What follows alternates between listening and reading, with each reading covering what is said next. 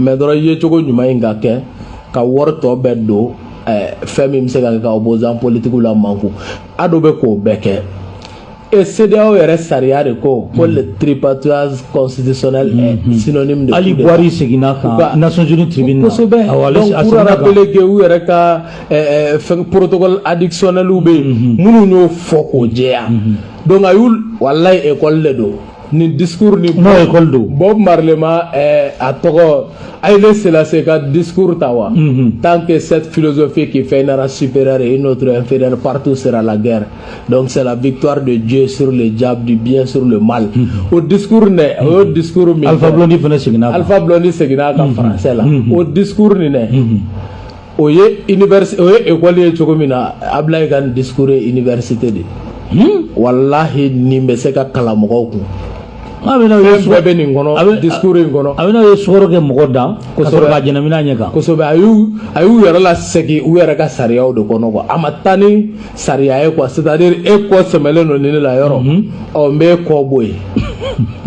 an balo a été emballé diɲɛ bɛɛ ɲɛna a y'o baara de kɛ Ado a était un adolescent a ka discours de yira ka o de ta ka ɲɛsin Ado ma et Bazoum a été zoomé k'a bonya bɛɛ ka yira diɲɛ bɛɛ la ko ja bɛ bɔ yan de et Macron a été macronisé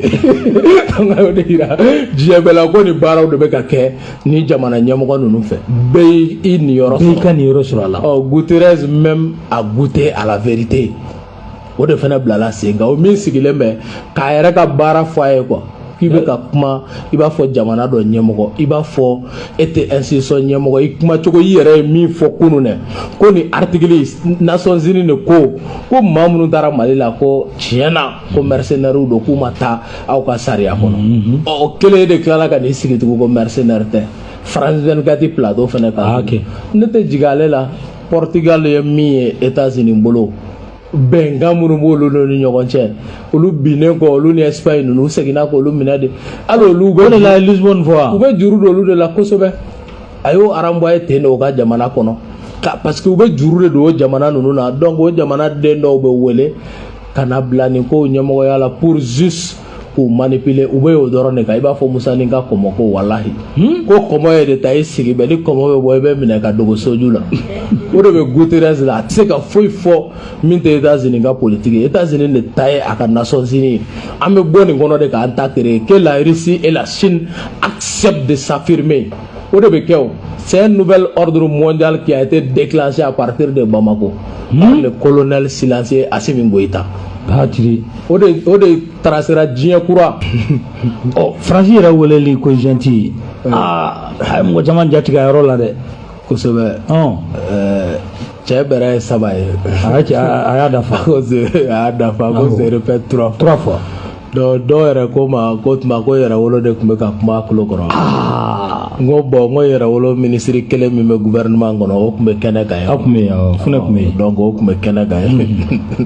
donc an ye ɲɔgɔn ye kɛ an ye hakilila falenw kɛ du moment que MINUSMA bɛ ka rapport kɛ ka taga fɔ ko Mali autorités ko n'u ka partenaires russiw bɛ ka bin musow kan ko ka denmisɛnninw tɔɲɔ ko ka denmisɛnninw faa o waati kelen denmisɛnninw ni musow yɛrɛ bɛ boulevard de l'Indépendance kan ko a ye taa ka bɔ an ka jamana kɔnɔ donc pour nous o baara de tun bɛ sen na donc Ablaye da magara min na le premier ministre a ko o tɛmɛnen kɛlen kɔfɛ k'a abandonné en plein vol ko mu bɔ k'u tilala ka bamuru gɛn an tatɔ la an kɔ donnen na o bamuru donni an kɔ donnen na o bɛ jumɛn traduit c'est comme a fɔra a ye bɔ an ka jamana kɔnɔ aw yɛrɛ ko an bɛ taa nin don an bɛ taa nin don o siratigɛ fɛ dugu tila o dugu tila o ka avion bɛ jigin a bɛ taa mun jigin kɛlɛkɛminɛnw ka di jɔnw ma terroriste o dalu de bangena France ka kibaruya ta k'o di ani Mali surasiw bɛ ka t'u ka opération na u ni jɔn bɛ ka taa u bɛ k'a kɛ cogo di u bɛ k'a kɛ ni mun minɛ ye parce que san 9 olu dɛsɛra a bɛ fɔ min ma ko espionnage donc u bɛ k'o baara de kɛ an ka jamana kɔnɔ au moment aw yɛrɛ ko an bɛ taa kalo 6 ko en ordre en bon ordre en bon uniforme o tagali kɔnɔna la u bɛ ka nin baara fana boloda tugun parce qu'ils ont tout tenté a y'o de fɔ k'u y'a ɲini k'ale malidenw kɔ don ɲɔgɔn na dɛsɛra sisan u bɛ na n'u ka mɔgɔw ye ka bɔ kɔ kan k'olu bila ka baaraw kɛ donc Faransi ka ɲi ka wele ko junte en ce sens yɔrɔ min na Faransi de bɛ bi diɲɛ basigibagaw Faransi b'o fɛ quoi parmi les 5 gendarmes du monde minnu ka ɲi ka diɲɛ kolosumaya Faransi b'o fɛ Faransi b'o min fɛ olu de ko bi ko terrorisme de y'an ka gɛlɛya ye ko ka terrorisme de kɛlɛ o wagati kelen aux 5 pays membres permanents du Conseil de sécurité des Nations Unies olu yɛrɛ bɛ ka ye en flagrant délit u bɛ ka terrorisme kɛlɛ o dɛmɛ u b'u ka jamanadenw cɛ ka b'u ka jamana kɔnɔ ka na k'u bɛ na ko ka na terrorisme min kɛlɛ dɛ a de la y'i sɔnni sigi ko 59 de nin binna a bɛ ka peuple français de wele ani français surasiw k'a y'aw jɔ aw jɔyɔrɔ la a ka kuma o de b'a ka kuma kɔnɔ ni ye gendarme kɛ ka kuma faamu o message de b'a kɔrɔ k'a y'aw miiri Libi la ko kɔlɔlɔ de bɛ Mali kɔnɔ yan donc ko n'aw kumana aw ka surasi 59 sara hakili to Libi la fisiri wale la aw hakili to guerre mondiale fila min tɛmɛna guerre mondiale min kɛra Mali ye min k'aw ye ko wa ko bi o Faransi kelen ko de fana wuranda ci ka siyaw bila ɲɔgɔn na kalo 3 kɔnɔ maa 1,000,000 san 20 ni kɔ tɛmɛnen kɔ ka sɔrɔ ka jɔ o la k'u jɔra bɛɛ la k'u b'a sara k'olu don ko bi o kelen de bɛ ka ta ka ɲɛsin olu ka Mali ma a ye o yɔrɔ la a ye leçon d'histoire de k'o kun quoi k'a yir'u la ko kunu aw min ye nin kɛ o Faransi kelen de don a b'o baara kelen de la ka diɲɛ k'a seere ye quoi yɔrɔ la fɛnɛ a ka ɲi ka kɛ yɔrɔ min na et puis n'i y'a visage lajɛ c'est imperturbable bon o bɛɛ n'a ta l'essentiel est très important de la communication o bɛɛ n'a ta Ben i b'a ye Faransi kunnafonidi sira dɔw fɛ u ka kunnafonidila dɔw bɔra ni kibaruya ye k'a fɔ ko Faransi opposition maa dɔw de na kɛ nin ka nin don Ablaye Da ko o tɛ se ka kɛ quoi k'a tɛ se ka kuma tan Nations Unies na quoi a y'o de fɔ ko hali Faransi junte ni o chef de junte ye Emmanuel Macron ye a ye o de yira k'u ye hali Faransi yɛrɛ tiɲɛ u y'o sɔsɔ puisque Faransi ka philosophe des lumières olu de welela ko diinɛ bɛ ka bingali min kɛ o ka jɔ ko hali dansago min bɛ ka kɛ mɔgɔw kan Faransi kɔnɔ k'o ka jɔ o la yɛrɛ ne Descartes ko maaya yɛrɛ de ye hakili ye ko wa ko bɛɛ ni hakili dɔ ka kan la raison est la chose la mieux partagée au monde ko bɛɛ bɛ se ka hakilina ɲuman sɔrɔ ko wa de ka adamadenya nafa n'a ye donc a y'o de yira tac pour dire que même la France a été humiliée et aujourd'hui exposée par la junte à travers son chef de junte qui est Emmanuel Macron. Désormais aw bɛna wele ko junte de quoi. Désormais o de don an furadama an bɛ wele de ko état terroriste depuis très longtemps et Sidiki va plus loin Sidiki les appelle état génocidaire donc c'est ce que Sidiki Kouyaté disait depuis tout le temps dans ses écrits et dans d'autres publications Sidiki bu wele tene donc en bon niveau de kɔnɔ et nous sommes très très heureux d'apprendre qu'aujourd'hui diplomatie hypocrite min tun bɛ diɲɛ kɔnɔ on a fait la rupture Mali de y'o rupture kɛ bi o k'a yira ko n ka jamana k'a fɔ k'u bɛ n jɔ parce que u b'i jɔ i yɛrɛ la fɔlɔ de quoi o la Steven Biko ko l'arme la plus redoutable entre les mains de l'oppresseur reste l'esprit de l'opprimé adamadenya ye hakili de ni maa seri hakili la ka b'a seri la quoi donc o baara de siratigɛ fɛ o b'an jɔ an yɛrɛ la k'anw tɛ foyi ye n'olu tɛ quoi donc o bɛ sabati kunkolo la ko non ni Faransi tɛ an tɛ foyi ye donc fo par finir ala tɛ jigin kunkolo la ko farafin bɛ se ka nin kuma fɔ quoi dɔw bɛ k'a sɛbɛn ko fantan dusubaw dɔw yɛrɛ bɛ k'a fɔ ko orgueil ko kuma ni arrogance kuma min fɔra ko est ce que o ko yɛrɛ tɛ se ka c'est juste pour dire que a donna kunkolo de kɔnɔ wa i b'a dɔn jɔnya mana se kunkolo ma kaban masa o de ka jugu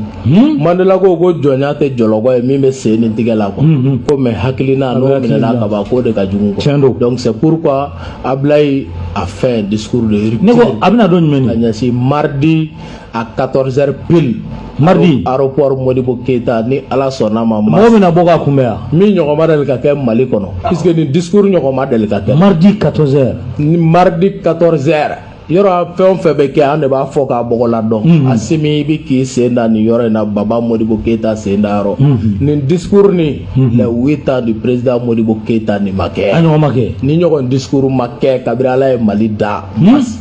kosɛbɛ Sogali y'a bila niveau dɔ la Ablaye Mayiga ye baara ban tabarikala o ko de kɛra Mayiga o kare u ye ballon di ɲɔgɔn ma de k'a ci jɔ la kuma tɛ min kɔ discours ban pewu. donc d'après mes infos a bɛ kunbɛn mardi 14h mardi 14h pile aéroport Modibo Keita ka jama bɔn kabiri aéroport fɔ place de l'indépendance an b'u bila yen Assimi Goïta u bɛ taa Assimi fɛ Assimi bɛ sɔrɔ ka faso ka folikan d'u ma kulu u b'u tile kosɛbɛ Assimi b'i kɔnɔ de comme Sogali i bɛ na dɔrɔn a b'a gosi a bɛ kuru gosi ko je suis fier le lion est à Kati ale tɛ kuma o ale tɛ kuma o de ale bɛ taa ale de ka ci fɔ lui il bouge pas il parle pas. donc kibaruya ye mardi de ye kibaruya ye mardi dɔw bɛ k'a fɔ ko sini dɛ non sini tɛ an organisation bɛɛ farala ɲɔgɔn kan bɛɛ farala ɲɔgɔn changement bɛɛ sini à 16h pile an bɛ ɲɔgɔn sɔrɔ bourse de travail la k'a ko bɛ organiser masse k'a ko bɛ organiser je répète 3 fois an bɛ bɔ n'o de cɛ bɛrɛ ye 3 ye donc ka bɔ aéroport la fɔ boulevard de l'Indépendance min ɲɔgɔn ma deli ka kɛ an b'o de kɛ masse mardi ka kunbɛn anw de y'a kɛ o wagati min na i bɛ k'a ko k'a bɛ arasi baci minɛ k'a to an tɛ a baara la ani ne de tun bɛ kuma Viber la ne de n'a y'a bɛɛ organiser an de taara ka kuma Soumaïla Cissé dɛmɛba kan a wagati an tɛ a baara kɔnɔna na o kɛra anw de y'a jama in bɔ wa masa an bɛna ɲɔgɔn jama 3 de bɔ min ɲɔgɔn ma deli ka kɛ k'an b'o de kɛ a bɛ kɛ mardi don diɲɛ bɛɛ b'a ye o c'est pourquoi il a insisté ko non mais est-ce que ni mɔgɔw bɔra yɛrɛ a tɛ diɲɛmaa lasiran a t'a yira k'a fɔ diɲɛmaa b'a dɔn de o de la Ablaye Mayiga y'o fɔ k'u bɛ nin min na tan ko farafinna ka kɛlɛ de don k'u bɛ k'o baara de waleya donc pour dire que peuple de bɛ k'i yɛrɛ ye nin na k'olu bɛ nin ci min fɔ la tan k'olu ka kɛlɛ tɛ dɛ olu ye ci laselaw de olu ye cidenw de mais u bɛ ka peuple de ka ci fɔ donc au retour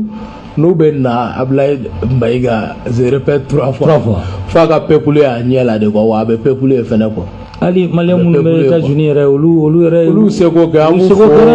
an b'u fo kosɛbɛ Bala Sissoko Seku Tunkara Basuma Amadou Touré on salue tout le monde fɛn fɛn bɔra ka mobiliser ani Mayi je crois Madame Diarra Maïmouna o ko la donc olu an balimamusow bɔra mobilisera u Ablaye kunbɛn les Dramane Diawara u bɛɛ mobilisera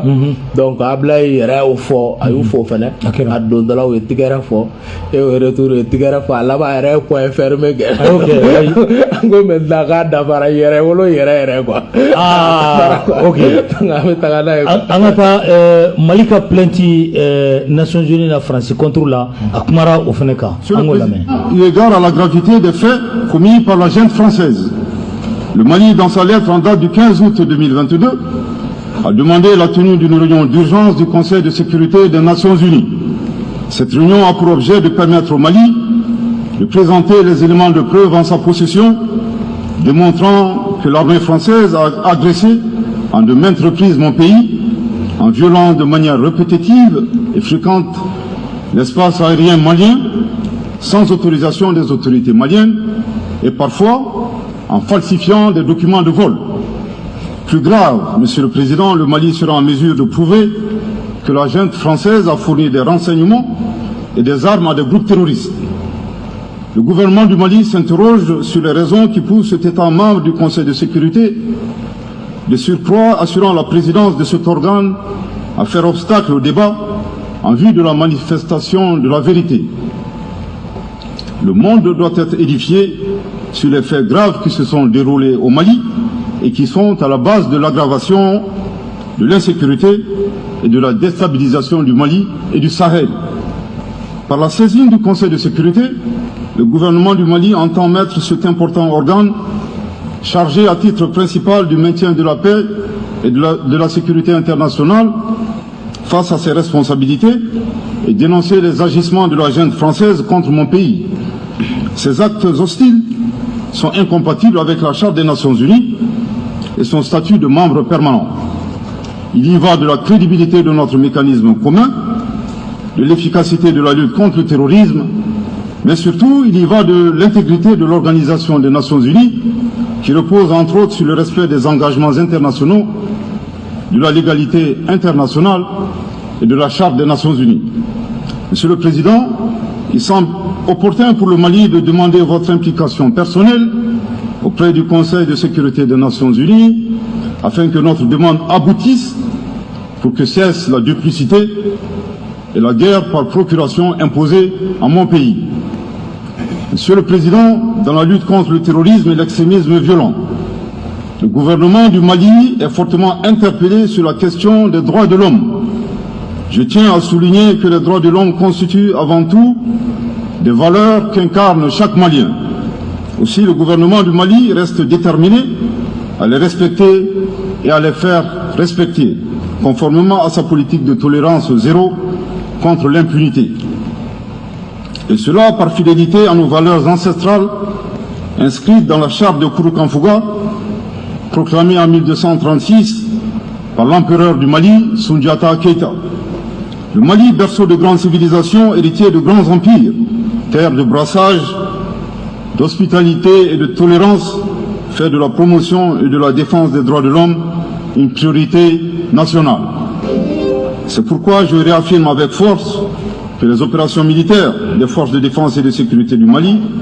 sont conduites dans le strict respect des droits de l'homme et du droit international humanitaire.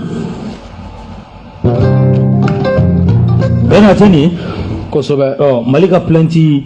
ko a bɛ ɲini Nations Unies yɛrɛ secrétaire général fɛ Mali yɛrɛ de b'a ɲini a fɛ a ka i jija walasa nin kɛnɛ in ka sigi sa ka kɛnɛ bɔ a bɛ na kɛ delili ye dɛ a kɛra delili de u tɛ sɔn o ma fo ka diɲɛ wuli c'est pourquoi bi institution Mali crise nana comme je l'ai dit wolo expérience dɔ de la min ni a ka ɲi ka adamadenya nafa quoi mas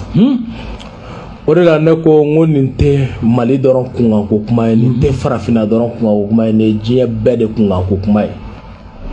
ka ɲɛsin jumɛn ma institution minnu sigilen bɛ ko k'an lakana ko an ka bɛn ko an ka sigi ko ka fɔ ko ka jɛmu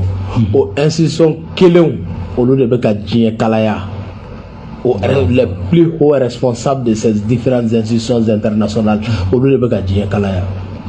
Quand la France tombe, les États-Unis tombent. Et si les États-Unis tombent, c'est la fin des Nations Unies. Oui, tiens de haut. On est lié nos nyogana. On devient Mali devient avec pomima nouvel ordre mondial. Au discours tracera ni kuma de kono wallahi ala. Ka diɲɛ yɛlɛma kura k'a taabolo kura ka se k'o bila sen kan o kuma de bɛ discours in kɔnɔ. C'est pourquoi a bɛ ka sinsin k'a kan mais o tulo b'a la o fo ka diɲɛ wuli o t'a jaabi. Ko dalu bɛɛ dafalen don Mali bolo ko dafalen k'u ka kɛnɛ bɔ dɔrɔn k'an ka a di diɲɛ k'i wasa don a la mas ni ne kun ka ɲi ka kɛ bi ni baara tɛ CEDEAO la walayi nin kun y'a ka baara sɔrɔ ni baara tɛ Union africaine na ni y'u ka baara sɔrɔ hali mu da don a la hali olu dama don a la ka diɲɛ wuli u t'u da don a la fo ka diɲɛ wuli mais u ye communiqué kɛ yan ko France ko Wagner bɛ yan ko Wagner ko CEDEAO y'a kɛ Union africaine yan u m'a ye u m'a mɛn tiɲɛ t'u bolo ka kuma min fɔ u bɔra k'o kuma seereya mais nin ko aw kana fɔ ne ta ye tiɲɛ dɛ k'a ye kɛnɛ bɔ ko u ka jɔ dɔrɔn ko to galama ye tigɛ jeni u kun ma sɔn a tɔ la kɛnɛ ka bɔ a kali ka bila an ka n'an ka dalilu yira u ma sɔn kɛnɛ ni kɛnɛ u ma sɔn donc parce qu'ils savent pertinemment que le Mali détient les satandés o de don olu ka arme man ɲi o de ye nin ye o dalilu in tɔgɔ de ye satande o sitanɛ jɔani sitanɛ jɔani sitanɛ nɔrɔda o de b'an bolo walahi dalilu la ko musokɔrɔba dɔ b'i ba i cɛ la tellement dalu bangene mais fɛn man jugu diɲɛkɔnɔ ma se ka fɛn min bɔ da la diplomatie i b'o dɔn o ye pression morale le Mali bɛ k'o de kɛ France ni diɲɛmɔgɔ la u b'a dɔn ko fɛn in bɛ bila o b'a bila cogo d'a bila kuma bɛɛ dɔn mais gendarmerie de b'o fɔ ne t'o fɔ an b'u torturer fɔlɔ de torture morale an b'o de ka sɔrɔ k'a bila a bɛ na o diɲɛ bɛɛ b'a ye après quoi sɔsɔbali a tɔgɔ de y'o ye walahi a bɛ bila o mais faut k'a yira diɲɛ bɛɛ la fɛnɛ ko hali faransi in fɛnɛ kelen tɛ k'a yira diɲɛ institution minnu bɛ yen bi elles ont montré leurs limites u ser'u dan na k'u b'a sɛbɛn n'i y'a dɔn ko bibi na ko guerre bɛ jamana joli kɔnɔ diɲɛ kɔnɔ u b'a sɛbɛn ko le monde en guerre ka jamanaw cité ye i bɛ globe quartier diɲɛ quartier rouge bɛ jamana minnu bɛ guerre kɔnɔ ko le monde en guerre au lieu de dire guerre mondiale ko le monde en guerre contre qui puisque ni diɲɛ kɛra sisan k'u sɔnna ko an bɛ guerre mondiale kɔnɔ olu ka Nations Unies bɛ ci de c'est pourquoi on bɛ ka Poutine de wele quoi parce que olu nana min nala n'o ye SDN ye o dɛsɛra de ka deuxième guerre mondiale remplacer donc bi ni Nations Unies de ka ɲi ka cun puisque an piégelen de don diɲɛ piégelen de don walahi jamana damadɔni fɛ a tɛ tɛmɛ jamana 15 kan o de kɛlen ka diɲɛ piéger États-Unis n'a nɔfɛ mɔgɔw u kɛlen ka diɲɛ piéger Russie la piégelen don a kɔnɔ Chine piégelen don a kɔnɔ k'an tɔgɔ da ko Nations Unies tiɲɛ tɛ dɛ n'u tun bɛ fɛ k'a fɔ ko jamanaw faralen ɲɔgɔn kan o ye Nations Réunies de mais u ko Nations Unies tubabukan don parce que u bɛ k'a jira k'an bɛɛ de bɛnnen don an bɛnnen tɛ o les 193 pays c'est faux et archi faux bɛɛ in bɛ ka kɛ anw de kan quoi olu de bɛnnen don a hɛrɛ olu ta ye bingali ye anw ta ye ka tila k'a fɔ tugun ko